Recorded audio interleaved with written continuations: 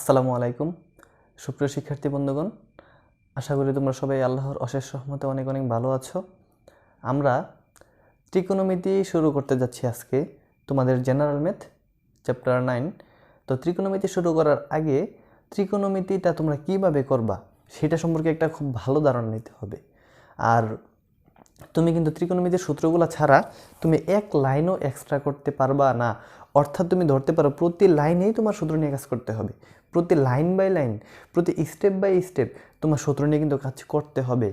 তো আজকে আমি তোমাদেরকে চেষ্টা করব সূত্রগুলো তোমরা খুব সহজে কিভাবে মনে রাখতে পারবো, কিভাবে মনে রাখতে পারো সেটা নিয়ে একটা বেসিক ধারণা তোমাদেরকে দেওয়ার।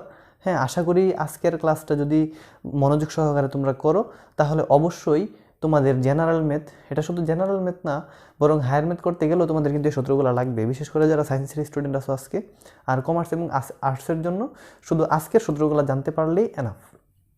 দেখো, এখানে সূত্রগুলো তুমি যদি মনে রাখতে চাও, শুরুতে তোমার যে কাজটা করতে হবে, এই যে দেখো 1 2 3 4 5 6 6টা অনুপাত আমি যে সিরিয়াল মেনটেন করে লিখছি, এই সিরিয়াল মেনটেন করে তোমার মনে রাখতে হবে।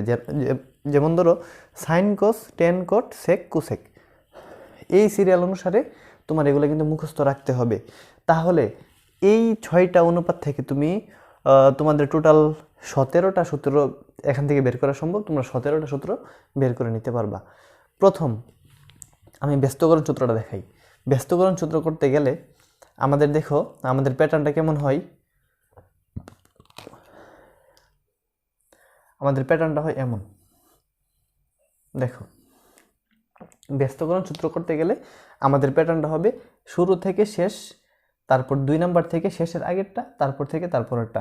আশা করি এটা তোমাদের তেমন মনে না থাকার মতো তেমন কিছু নাই। তোমরা প্যাটার্নটা জাস্ট শুরু থেকে শেষ, তারপর থেকে তারপর এইভাবে মনে রাখতে পারলেই হবে। এখান থেকে আমি দেখো তো সাইনের সাথে কে আসছে, কস কোসেক আসছে না, তাহলে আমি এটাকে এইভাবে লিখতে পারি যে sine theta into cosec theta is equal to 1।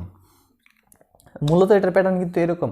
আরেকটা কথা, যে তোমাদের বইয়ে এই সূত্রগুলো মনে রাখার জন্য একটা ষড়ভুজ দিয়ে দেখানো আছে, খুব সম্ভবত এটা হায়ার ম্যাথে মনে হয় দেখানো আছে, হ্যাঁ, অথবা জেনারেল ম্যাথও থাকতে পারে।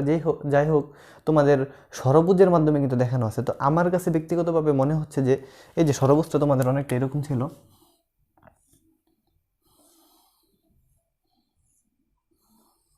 এই যে এইভাবে তোমরা ক্রস দিয়ে ওইখানে অনেকে হয়তো বা শিখছো, এখানে সাইন তারপর কোস, এভাবে অনেকে তোমরা শিখছো এই ষড়ভুজের সাহায্যে।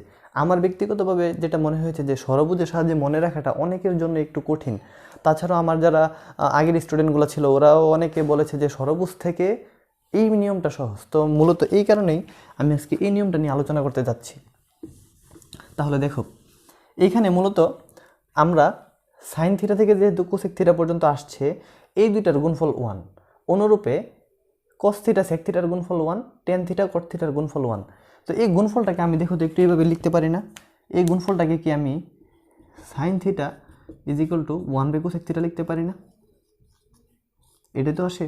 তার মানে হচ্ছে তুমি যদি এই দাগটা থেকে তুমি সাইন এবং কোসেককে গুণ করে তার মান 1 লেখো, তাহলে যেই কথা তুমি যদি ডাইরেক্টলি একটাকে একটার ব্যস্তকরণ আকারে লিখে ফেলো, একই তো কথা, একই তো হচ্ছে। তো আমি আর এইটা দেখাচ্ছি না, হ্যাঁ, এটা তোমাদেরকে বোঝানোর জন্য একটু আলোচনা করে দিলাম। আমি আর এটা দেখাচ্ছি না, আমি জাস্ট এইভাবে ব্যস্তকরণগুলো বাকিগুলোর মধ্যে লিখে ফেলি। দেখো সাইনের সাথে যেহেতু কোসেক, এখান থেকে আমি লিখতে পারি যে sine theta equal to 1 by cosec theta. তারপর দেখো তো কজের সাথে সেক আমি লিখতে পারি cos theta equal to 1 by sec theta. তারপর দেখো তো টেনের সাথে কোট আমি এখান থেকে কি লিখতে পারি, tan theta equal to 1 by cot theta. Tan theta equal to 1 by cot theta. তারপর দেখো আবার এবার উল্টা দিকে আসো, কোটের সাথে দেখো তো আবার টেন গেছে না, তাহলে আমি কি লিখতে পারি, cot theta equal to 1 by tan theta. তারপর আবার দেখো তো সেকের সাথে আবার উল্টাভাবে কজ আসছে না, তাহলে আমি এটাকে লিখতে পারি sec theta equal to 1 by cos theta. তারপর দেখো কোসেকের সাথে এই যে সাইন আসছে না, এই যে সাইন থেকে কোসেক, আবার কোসেক থেকে সাইন, এটাকে যদি আমি একটু দিক নির্দেশ করে দিই, আমি যদি দিক নির্দেশ করে দিই, দেখো উপর নিচে দুই দিকে হচ্ছে, অর্থাৎ এটার কোনো স্টার্টিং পয়েন্ট ডাইরেক্টলি কিন্তু বলা নেই।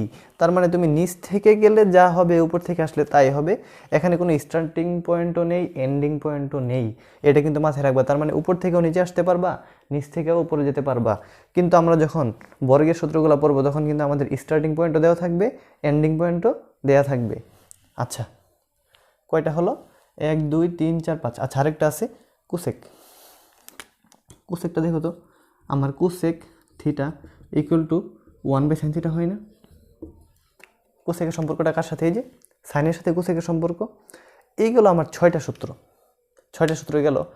আরও কিন্তু 2টা সূত্র আছে, হ্যাঁ। আর ওই 2টা সূত্র নিয়ে মূলত একটু বেশি ক্যালকুলেশন তোমাদের বইয়ের গাণিতিক যে সমস্যাগুলোতে, ওই 2টা সূত্র মনে রাখার জন্য এই 2টা মান তোমাদের দরকার লাগবে। দেখো তো, এখানে প্যাটার্নটা কী ছিল? সাইন থিটা কস থিটা না? সাইন হচ্ছে উপরে, কস হচ্ছে নিচে। তো এখানে যেভাবে আছে তুমি সেভাবে লিখো। লিখলে আমার কি হয় দেখো, sine theta by cos theta যেভাবে ছিল আমি কিন্তু সেইভাবে লিখছি, জাস্ট মাঝখানে একটা ডিভাইডেড চিহ্ন দিয়ে দিচ্ছি। Sine theta by cos theta যদি এমন হয় তাহলে হবে টেন থিটা। টেন থিটা, দেখো তো বুঝতে পারছো কিনা? যদি সাইন থিটা কস থিটা, উপরে নিচে, উপরে যদি সাইন থাকে নিচে যদি কস থাকে তাহলে সেটা হবে টেন থিটা। এবার তুমি এটাকে উল্টিয়ে ফেলো, অর্থাৎ এটাকে উল্টিয়ে ফেললে কী হয় দেখো, টেনের উল্টা কে ছিল? কট ছিল না? টেনের উল্টা যদি কট হয় তাহলে এই মানটাকে উল্টিয়ে ফেললেই তো আমি কটের মান পাচ্ছি। তার মানে আমি এখান থেকে কি এটা লিখতে পারি না, cot theta equal to cos theta by sine theta? এটা তো আমার হয়। এই 2টা হচ্ছে তোমার একটু ব্যতিক্রম, বাকি যে 6টা তোমরা পড়ছো ওই 6টা থেকে এই 2টা একটু ব্যতিক্রম। আশা করি তোমাদের বুঝতে তেমন কোনো সমস্যা হওয়ার কথা না। এখানে গেল 6টা, এখানে গেল 2টা। আচ্ছা, আমাদের ব্যস্তকরণ সূত্র এতটুকুই। এবার আমরা দেখি বর্গের সূত্রগুলো কেমন হয়। বর্গের সূত্রের জন্য তোমার যে প্যাটার্নটা মনে রাখতে হবে সেটা হচ্ছে, আমি কিন্তু এখানে আগেই বলে নিছি, এটা এই যে রেখাটা আমি নিলাম, হ্যাঁ, এই রেখাটার মধ্যে কিন্তু আমার স্টার্টিং পয়েন্টও নাই, এন্ডিং পয়েন্টও নাই। তার মানে তুমি নিচ থেকে গেলেও হবে, উপর থেকে আসলেও হবে। কিন্তু বর্গের সময় দেখো কোসেক থেকে একটা করে স্কিপ করো, কোসেক থেকে আমরা কটে আসি, তাহলে এটার এন্ডিং পয়েন্ট কোথায় হলো? কটে হলো। স্টার্টিং পয়েন্ট কোথায় হলো? কোসেকে হলো। এটাই তো হচ্ছে। দেখো আমি একটা করে স্কিপ করে কিন্তু কোসেক থেকে কটে চলে আসছি। এবার সেক থেকে সেম কাজটা তুমি করো, একটা করে স্কিপ করো। স্কিপ করলে তুমি কোথায় চলে আসলা? টেনে চলে আসলা। এবং তোমার এই রেখাটার স্টার্টিং পয়েন্ট হচ্ছে সেক, এন্ডিং পয়েন্ট কোথায়? টেন। আমি স্টার্টিং এবং এন্ডিং কেন বলতে চাচ্ছি, তার কারণ হলো স্টার্টিং পয়েন্টের রেখাটা মানটাকে তোমার আগে লিখতে হবে, এন্ডিংয়ের মানটাকে কিন্তু তোমার পরে লিখতে হবে। আচ্ছা, এখন দেখো তো, এখান থেকে কি আমি কোনো করে স্কিপ করে উপরে যেতে পারবো? আর যাওয়ার কোনো রাস্তা নাই। নাই বিদায় সাইনের সাথে তুমি কসকে নিয়ে নাও। আর সাইনের সাথে কসকে যেহেতু তুমি নিছো, হ্যাঁ, এটার কোনো স্টার্টিং পয়েন্টও থাকবে না, এন্ডিং পয়েন্টও থাকবে না। তার মানে তুমি উপর থেকে আসলেও পারো, নিচ থেকে আসলেও পারো। দেখো, আশা করি এই প্যাটার্নগুলো তোমাদের বুঝতে তেমন কোনো সমস্যা নেই। এখন আমি প্রথমে এটা লিখি, যেহেতু এটার স্টার্টিং বা এন্ডিং পয়েন্ট নেই, আমি যে কোনোটা নিয়েই তো শুরু করতে পারি। তাহলে সাইন কস, আমি এখান থেকে এটা লিখতে পারি যে sine square theta plus cos square theta equal to 1। আমি মাঝখানে প্লাস দিলাম, তার কারণ হচ্ছে আমার এখানে কোনো ঘর স্কিপ করতে হয় নাই। যদি স্কিপ করতাম অথবা আমার স্টার্টিং বা এন্ডিং পয়েন্ট থাকতো তাহলে কিন্তু আমি মাইনাস দিতাম। এটা গেল। তারপর দেখো সেকের সাথে কে, সেক থেকে 10, তার মানে সেক স্কোয়ার মাইনাস 10 স্কোয়ার।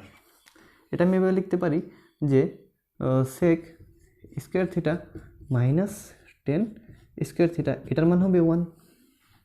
এটা আমি লিখলাম। অনুরূপে দেখো কুসেক থেকে কোথায় গেল? কটে গেল। তার মানে কুসেক মাইনাস কট, আর 2টার উপরে স্কোয়ার হবে। হ্যাঁ, এটা আমি লিখতে পারি যে cosec square theta minus cot square theta, এটার মান হবে 1। দেখো তো, আশা করি 3টা তোমরা বুঝতে পারছো। এই 3টা যদি বুঝতে পারো, আমি আরেকটু রিভাইজ করিয়ে নিই। কুসেক থেকে কট, এই কারণে cosec square minus cot square. Sec থেকে 10, এই কারণে দেখো সেক স্কোয়ার মাইনাস 10 স্কোয়ার। আর সাইন কস তো 2টা একটা একটার সাথে এমনিতেই আছে, স্টার্টিং বা এন্ডিং পয়েন্ট নাই, এই কারণে sine square plus cos square লিখলাম। তোমার ইচ্ছা হলে তুমি লিখতে পারো cos square plus sine square, একই কথা। এই 3টা আমার সূত্র গেল। এখন এই তিনটা থেকে দেখি তো আমি আর কি লিখতে পারি। এখানে যদি আমি শুধুমাত্র সাইনকে রাখি, হ্যাঁ এখানে যদি আমি দেখো তো আমি যদি সাইন স্কোয়ারকে রাখি তাহলে 1 মাইনাস কজ স্কোয়ার হচ্ছে না, অথবা আমি যদি কজ স্কোয়ারকে রাখি আমার 1 মাইনাস সাইন স্কোয়ার হচ্ছে না, আমার তো এটাই আসে, এটা আসে। তার মানে আমি sine square plus cos square theta থেকে বাকি দুইটা সূত্র শুধু পক্ষান্তর করলে তো আমার চলে আসতেছে। তাহলে এই তিনটার মধ্যে এটা হচ্ছে তোমার বেসিক সূত্র, আর এখান থেকে এটা হচ্ছে বেসিক, এখান থেকে এটা হচ্ছে কি বেসিক। এখন দেখো আমি এটা থেকে কি লিখতে পারি, এটা থেকে আমি যদি সেক স্কোয়ারকে সামনে রাখি, হ্যাঁ সেক এটাকে যদি সামনে রাখি তাহলে 1 প্লাস 10 স্কোয়ার হয়ে যাচ্ছে না, এটা তো হয়। এই যে এটা ওইদিকে গেলে প্লাস হয়ে যাচ্ছে, আর আমি যদি 10 স্কোয়ারকে এক পাশে নিয়ে যাই তাহলে সেক স্কোয়ার থিটা -1 হয়ে যাচ্ছে না। দেখো তো 10 স্কোয়ার থিটা ইকুয়াল টু 10টাকে ওই পাশে নিলে plus sec square -1, sec square theta -1, আমার তো এটাই আসে। অনুরূপে এটার কাজ করি, দেখো তো আমি যদি এখানে কোসেক স্কোয়ার থিটাকে রাখি 1 প্লাস আমার কট স্কোয়ার হয়ে যাচ্ছে না, এটা হয় কেন হয়, কটটা এদিকে ছিল মাইনাস, আমি সমান সমানের ওই পাশে নিয়ে গেলাম তাহলে মাইনাসটা কি হয়ে গেল, প্লাসে হয়ে গেল। অনুরূপে আমি যদি কটকে ওই পাশে নিয়ে যাই তাহলে কটটা হয়ে যাচ্ছে প্লাসের, 1কে এই পাশে নিয়ে আসলে হচ্ছে মাইনাসের। তাহলে আমি এটাকে এভাবে লিখতে পারি যে cot square theta equal to 1 minus cosec square theta, এটা আসে। এই গেল আমাদের, দেখো কয়টা, 1 2 3 4 5 6 7 8 9 10 11 12 13 14 15 16 17 টোটাল 17টা সূত্র জাস্ট একটা প্যাটার্ন থেকে। তোমাদের আরও অনেক নিয়ম আছে, এক এক টিচার বা এক এক স্টুডেন্ট সূত্রগুলো মনে রাখার জন্য এক একটা কন্ডিশন ফলো করে। তো আমার কাছে ব্যক্তিগতভাবে মনে হয়েছে যে এই নিয়মটা মনে হয় অধিকতর সহজতর, বা তোমাদের মনে রাখতে একটু বেশি সাহায্য হয় এই নিয়মটাতে।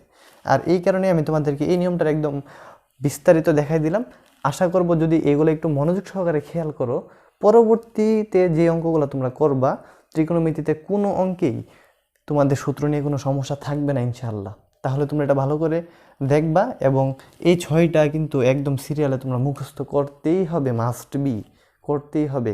কারণ দেখো আমি যত কাজ করেছি শুধুমাত্র এই 6টা প্যাটার্ন থেকে করেছি, আর তোমরা এই যে সাইডের যে প্যাটার্নগুলো, এই যে এই 3টা আর এই 3টা, এটা একটু মনে রাখবা, তাহলে সব হয়ে যাবে ইনশাআল্লাহ। ঠিক আছে, তাহলে সবাই ভালো থাকবা, সুস্থ থাকবা, দেখা হচ্ছে পরবর্তী পর্বে। আল্লাহ হাফিজ।